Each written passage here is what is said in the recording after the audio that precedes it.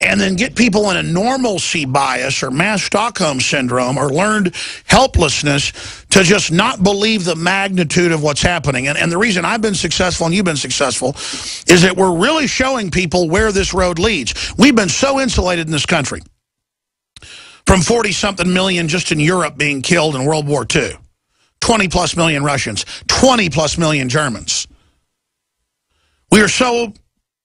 I mean, most people are dead who lived in the Great Depression in this country that was easy compared to other nations where upwards of 50 million people were homeless and where 7 million people, major universities believe, died of malnutrition in association with starvation.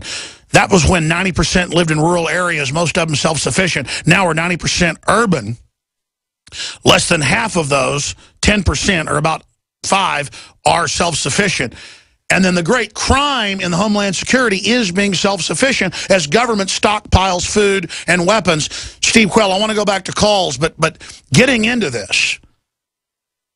Because you said something that's really critical.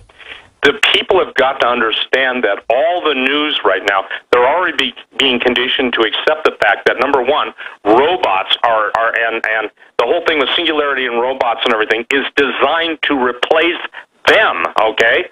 I just have questions coming in on my email. Well, what does it mean about jobs in 2025? You'll be dead by 2025. No one's putting, maybe you've dealt with it, but no one's putting the linkage between all of the artificial intelligence, everything that's breaking on neuroscience, everything that's breaking on the Technology Minority Report.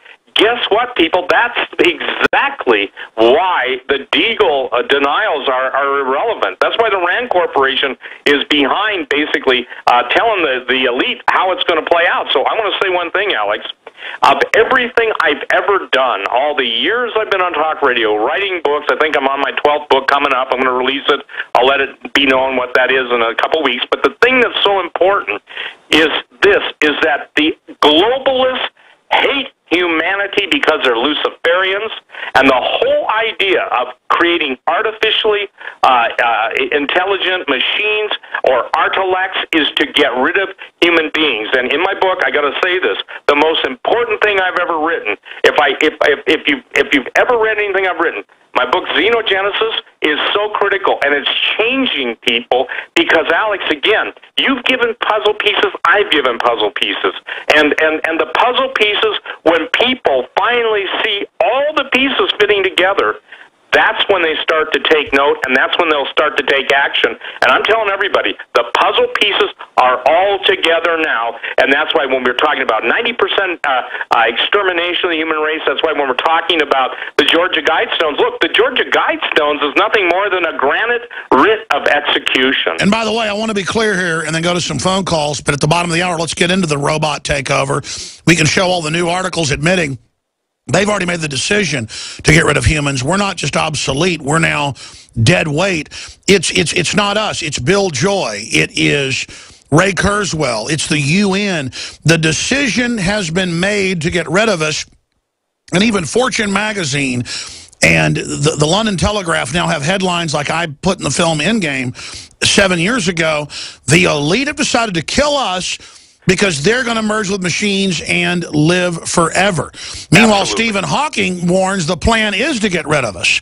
So, folks, what we're telling you is not our opinion. The elite that are almost in control of the planet right now, they're in control of most of it, openly say their plan is to put a high-tech grid and to spy on us, have robots replace us at all the factories where robots work on robots, so there's no escape. Then they're going to start releasing mega plagues. Then they're going to turn the robots loose to hunt us down. And this is not Terminator, folks. This is their real plan. Now, this is insane.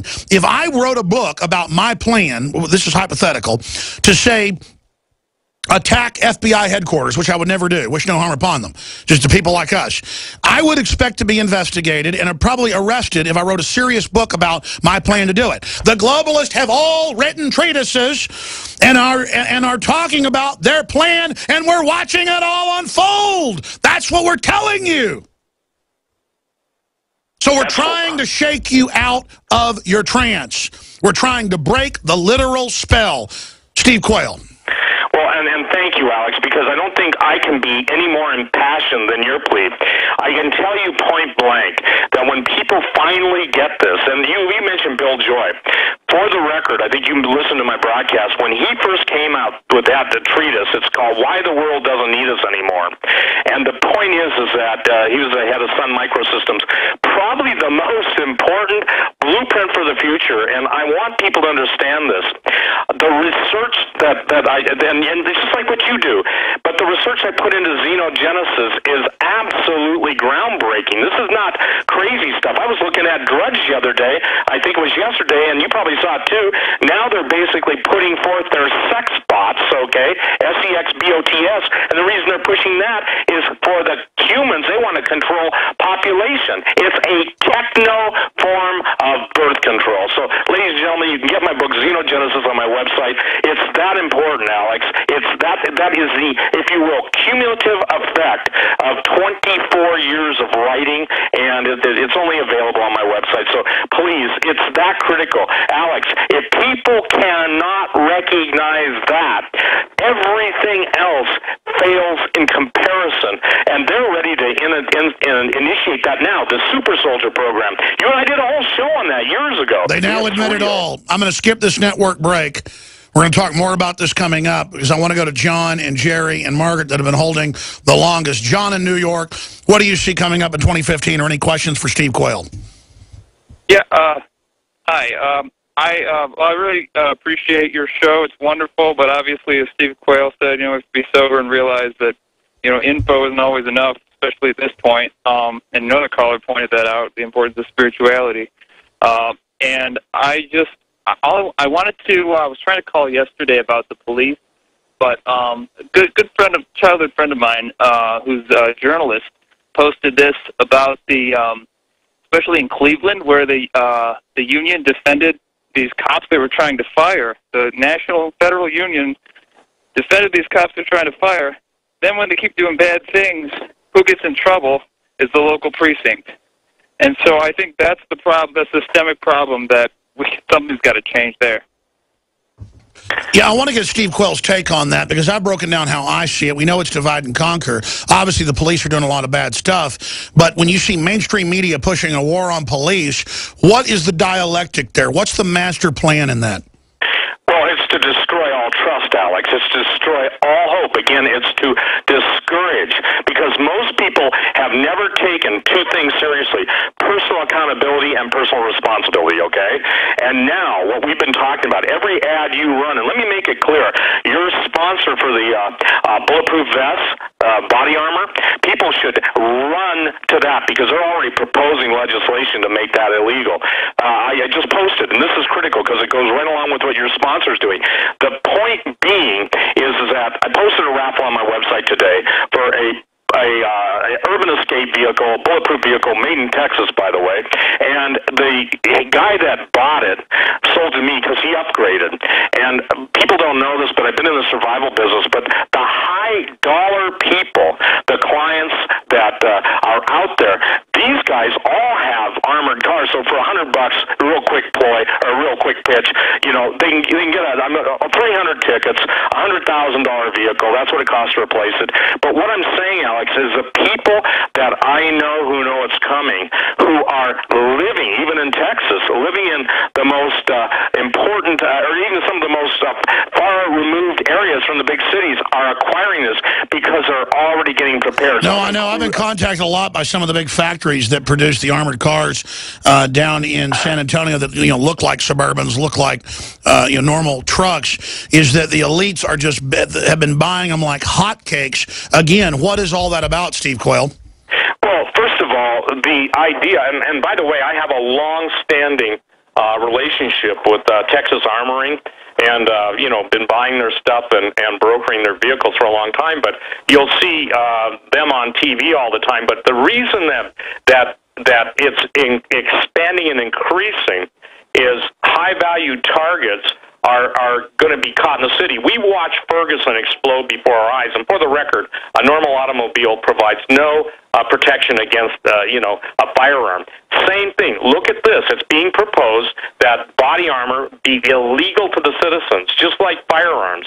Well, I don't know what everyone else's red line is, but you got to know, if they want the guns that bad, ask yourself a simple question. Fast and Furious, yes.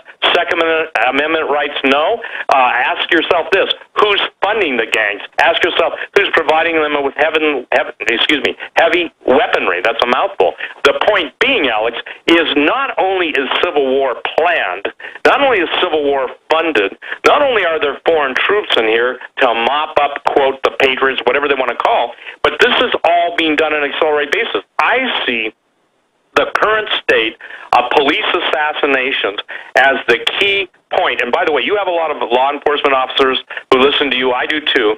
I remember telling them 4 years ago, be careful. There are traitors in our government that are making known where you guys work, where your wives work, their schedules, where your children go to school. And did you see the story just last week?